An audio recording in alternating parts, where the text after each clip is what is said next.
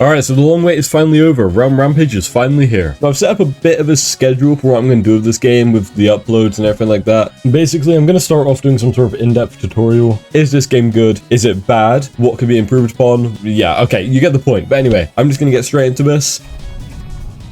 Honestly, I'm a big fan of the map. It's had a lot of hate before for being too similar to JGS, which I completely agreed with sometimes. But now it looks like it has its own identity, it's its own map. It looks a lot better. Obviously, it's not a detailed map, so it does look like a 7-year-old drew it, just like JGS, but they can't really have a detailed map due to performance issues and stuff like that. It has some unique locations, which you'll see in the background, and overall, I think the map's pretty good. If you have any thoughts, like improvements and changes, let me know in the comments, I'd love to read. Moving on to something a little bit more in depth, which is the systems. To start off, there is a lot of systems, so let's just begin with some of the basics. Basically, to start, you can choose the exact setting your VFX will be at. That way you can make sure the performance is exactly right for you. Render distance is also changeable, which is amazing. Like, it's just really good optimization stuff. It's beautiful. There's also a skin feature, which you can unlock with every 500 kills, which is way too much.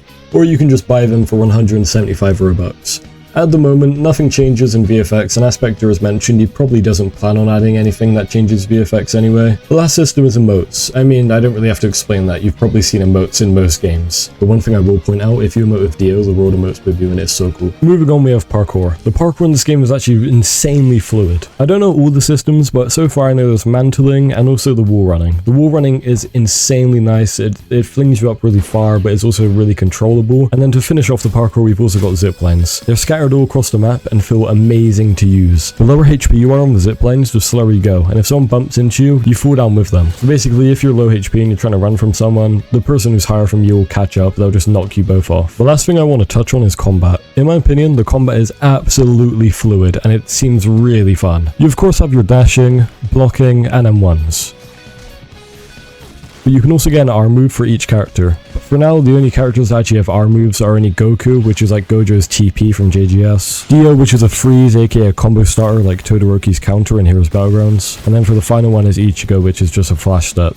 They're not all finished yet because Aspector didn't manage to finish them all yet and he really didn't want to delay the game again. The final key part that plays into the combat is clashing. In your ultimate, each character has a clashing move. Start off, there's Katakuris. It's similar to Dio's. It's Conqueror's Haki. It stuns everyone around you and it does a lot of damage. It does around 35, which is insane considering it's just a free combo starter. The next one is Sunjing Wu, where you unleash your domain, 4 people spawn in the air, and they keep on spamming like fireballs onto your opponents. I mean, it's just instant pressure for your opponent. They can't really do anything else. For Goku is a Spirit Bomb. It's literally just Fuga, but 10 times cooler and more big. It's kind of like the hollow purple nuke in JGS. It's a great move. It's also mouse aimed, and it is a great addition to Goku's kit. It's so cool. For Sukuna is of course his domain. If you've played JGS, it works similar to that. You just create a bunch of slashes which are blockable, but if you unblock them to start attacking the domain caster, you of course get hit. It's a very pressured based like domain. It's really strong. The last character that has a clash in his ult is Dio. It's his iconic time stop, which basically allows you to land a free kick barrage and then road roller. It's got insanely cool visuals and it's probably the best time stop on Roblox. No glaze, I swear. It's just really good.